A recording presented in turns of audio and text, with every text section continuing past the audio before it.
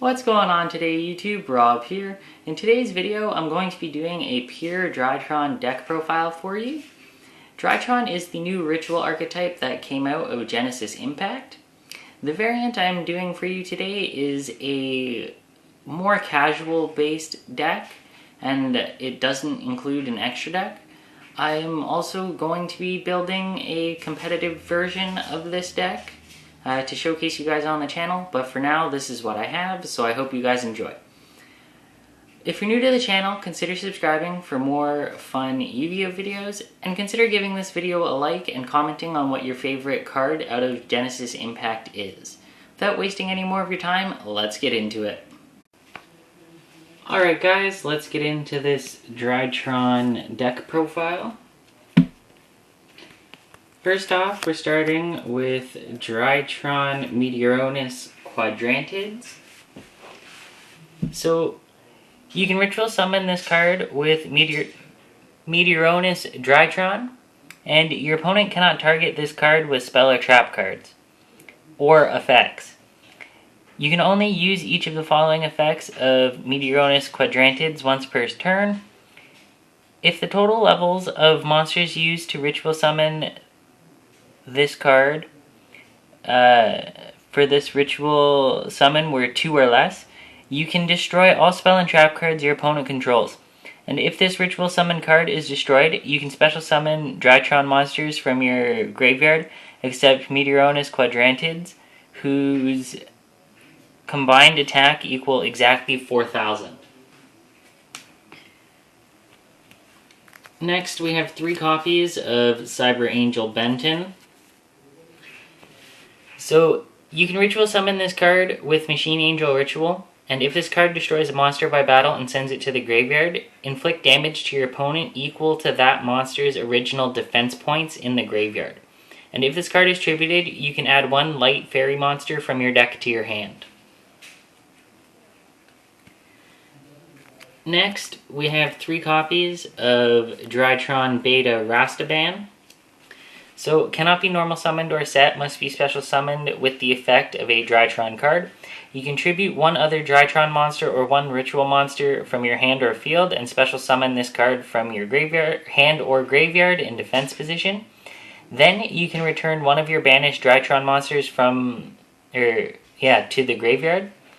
You cannot special summon monsters except monsters that cannot be special summoned the turn you activate this card's effect. You can only use this effect of Beta Rastaban once per turn. Next, I have the 1 copy of Drytron Gamma Eltonin. So, cannot be normal summoned or set. Must be special summoned with the effect of a Drytron card. You can tribute 1 other Drytron monster or 1 ritual monster from your hand or field, and special summon this card from your hand or graveyard in defense position. Then you can special summon 1 Drytron monster with 2,000 attack from your hand or graveyard, except Drytron Gamma Eltonin. You cannot special summon monsters from your graveyard. You cannot special summon monsters except monsters that cannot be normal summoned or set the turn you activate this card. You can only use the effect of Gamma Eltonin once per turn. Next, we have 3 copies of Zeta Aldiba. So again, cannot be normal summoned or set, must be special summoned with the effect of a Drytron card. You can tribute this card, you can tribute 1 other Drytron monster or 1 ritual monster from your hand or field, and special summon this card from your hand or graveyard in defense position. Then you can add 1 ritual spell from your deck to your hand. You cannot special summon monsters except monsters that cannot be normal summoned or set the turn you activate this effect. You can only use the effect of Zeta Aldiva once per turn. Next, we have 1 copy of Drytron Alpha Thubin. Cannot be normal summoned or set, must be special summoned with the effect of a Drytron card. You can tribute 1 other Drytron monster or 1 ritual monster from your hand or side of the field, and special summon this card from your hand or graveyard in defense position. Then you add 1 ritual monster from your deck to your hand. You cannot special summon monsters except monsters that cannot be normal summoned or set the turn you activate this effect. You can only use the effect of Alpha Thuban once per turn. I only have one copy of this card, and I would suggest playing 3, at least 2, but 2 or 3, but I only have the 1 for now. Next we have 3 copies of Delta Altius. So again, it cannot be normal summoned or set, must be special summoned with the effect of a Drytron card. You contribute 1 other Drytron monster or 1 ritual monster from your hand or side of the field, and special summon this card from your hand or graveyard in defense position. Then you can reveal 1 ritual monster or 1 ritual spell in your hand, and if you do, draw 1 card. You cannot special summon monsters except monsters that cannot be normal summoned or set the turn you activate this card. And you can only use this effect of Delta Altius once per turn. That's it for our Drytron monsters. Let's keep going with the rest of our monsters. So we have 2 copies of Cupid 4. So if all monsters you control are monsters with 600 defense, minimum 1, you can special summon this card from your hand, and quick effect, you can discard 1 card, then target 1 light fairy monster you control, and 1 face-up monster on the field. The level of your monster becomes the level of the monster on the field, and until the end of this turn, and you can only use each effect of Cupid 4 once per turn. Next, I have the 1 copy of Barrier Statue of the Heaven. Neither player can special summon monsters except for light monsters, and all the monsters in your deck, aside from some hand traps, are light monsters, so this card works out really well if you have ways to protect it. Next, on to our hand traps and the last of our monsters. I have 1 copy of Nibiru, the Primal Being, and 2 copies of Ghost Bell and Haunted Mansion. So Nibiru lets you during the main phase if your opponent normal or special summons 5 or more monsters this turn. Quick effect, you contribute as many face-up monsters on the field as possible, and if you do, special summon this card from your hand. Then special summon 1 Primal Being token, rock attribute, or rock type light, level 11, with attack and defense equal to the combined total of all the monsters tributed. And you can only use the effect of Nibiru, the Primal Being, once per turn. Ghost Bell and Haunted Mansion's effect reads as follows. When a card or effect is activated that includes one of these effects, quick effect, you can discard this card and negate that activation. So if a card or cards are being added from the graveyard to the hand, deck, and or extra deck, you can discard this card and negate it. If a monster is special summoned from the graveyard, you can discard this card and negate it. Or if cards are being banished from the graveyard, you can negate it. You can only use the effect of Ghost Bell and Haunted Mansion once per turn. That's it for the monsters. Let's move on to the spells.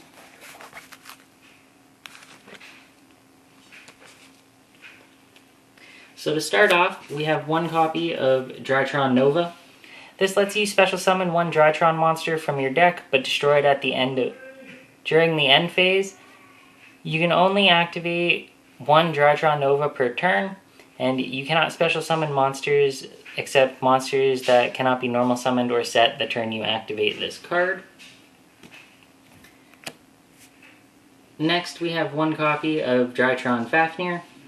When this card is activated, you can add 1 Drytron spell or trap card from your deck to your hand, except for Drytron Fafnir. The activation and the activated effects of ritual spell cards cannot be negated, and once per turn, if a monster is normal summoned or special summoned, face up while you control a Drytron monster, except during the damage step, you can reduce that monster's level by 1 per 1,000 of its current attack, minimum level 1, and that's for the rest of the turn. and you can only activate one Drytron Fafnir per turn. Next, we have 3 copies of Drytron Eclipse. This card lets you target one Drytron monster in your graveyard and add it to your hand. And during your main phase, except for the turn that this card was sent to the graveyard, you can banish this card from your graveyard, then target one Drytron monster you control, and it gains 2,000 attack until the end of your opponent's turn. You can only use each effect of Drytron Eclipse once per turn. Next, we have 3 copies of Drytron Asterism.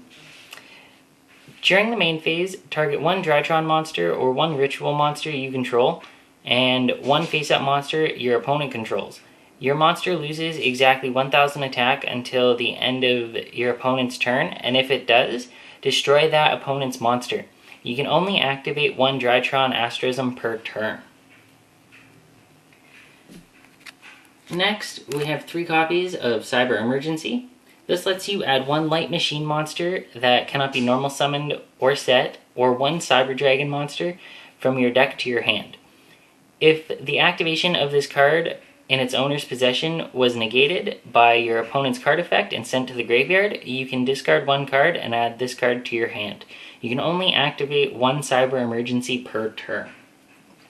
And lastly, for our spells, we have the 1 copy of Monster Reborn, which lets you target one monster in either graveyard and special summon it. That's it for the spells. Let's move on to the traps in the deck.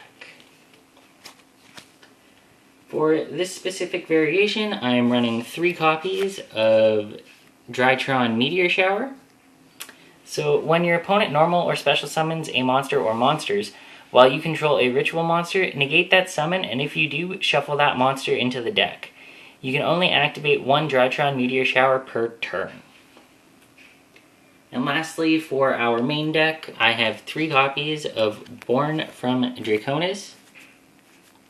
So this card lets you banish all light machine monsters from your graveyard and your face-up field, and special summon one level 6 or higher light machine monster from your hand, ignoring its summoning conditions. And if you do, its attack and defense become equal to the number of monsters banished to activate this card times 500. Also, it is unaffected by card effects except its own and this card's. You cannot special summon other monsters the turn you activate this card. And that's it for the main deck, and there is no extra deck as this is a pure casual build, and I will come up with an extra deck for a competitive build of this deck at some point. Alright guys, that's it for this deck profile. I hope you enjoyed, and if you did, be sure to leave a like, and why not comment on what your favorite card out of Genesis Impact is so far.